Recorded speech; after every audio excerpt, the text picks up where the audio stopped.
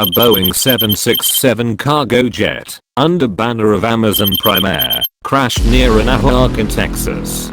This was the first ever fatal crash of Boeing 767. This Boeing plane was registered with call sign of Giant 3591. In its operational history, the aircraft flew for 19 years, and before being stored in January 2016, it was converted into a freighter in April 2017, and placed into service for Amazon Prime Air by Atlas Air. In 2017, Amazon includes 2 aircrafts in its fleet, and this plane was one of them. The aircraft was flying with 3 people on board. The Captain Ricky Blakely of Indiana, First Officer Conrad Jules Asker of Antigua, and Captain Sean Archuleta of Houston from Mesa Airlines. Sean was in his final week of employment at Mesa Airlines, and was traveling to work before beginning new hire pilot training, with United Airlines scheduled for the following week.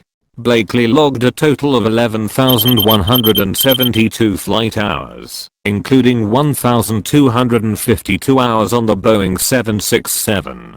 On the other hand, Asker logged 5,073 flight hours, with 520 of them on the 767. Atlas Air Flight 3591 was a scheduled domestic cargo flight under the Amazon Air banner, between Miami International Airport and George Bush Intercontinental Airport in Houston. At 10:30 hours, Atlas Air departed from Miami with flying pilot Asker, and Blakely was monitoring controls. At 12:36 hours, Asker transferred controls to Blakely by stating that his electronic flight instrument had malfunctioned. This was recorded in cockpit voice recorder, and after some time issue was resolved. Now Flight 3591 was on approach to Houston when it flew through the forward edge of a cold front, which produced an area of instrument meteorological conditions, with clouds and turbulence. Here we would like to tell you that the instrument meteorological conditions are conditions when pilot has to fly with reference to instruments under Instrument Flying Rules, or IFR. At the same time, the pilot of another nearby airliner reported IMC, and a video taken by a ground witness showed a shelf cloud passing over the area at the time. After this, First Officer Asker requested radar vectors to the west side of the airport to avoid the inclement weather. The controller accepted, though advised the crew to expedite their descent to 3,000 feet.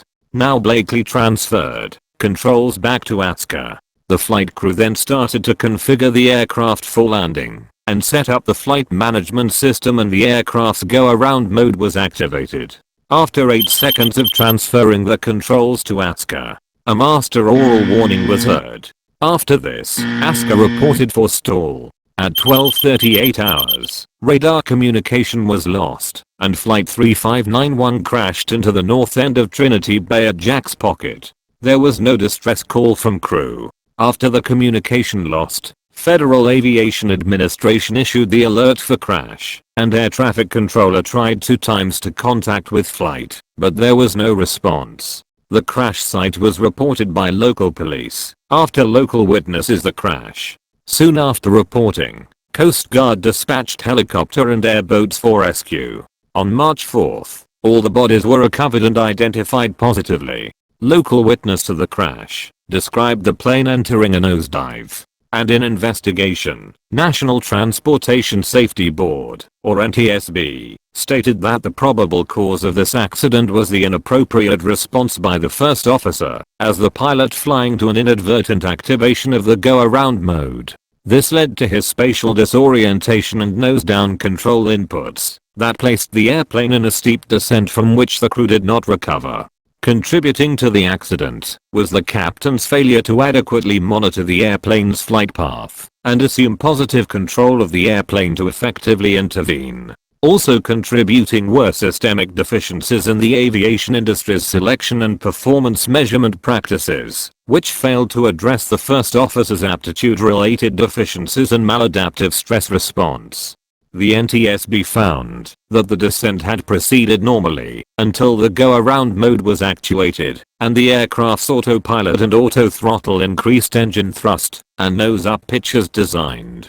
Neither pilot verbally acknowledged that go-around mode had been activated, nor took any apparent action to deactivate it. Moments later, the first officer made nose-down flight control inputs for stall recovery, but the aircraft stall warning systems had not actuated, and FDR data was inconsistent with an aircraft in a stalled condition.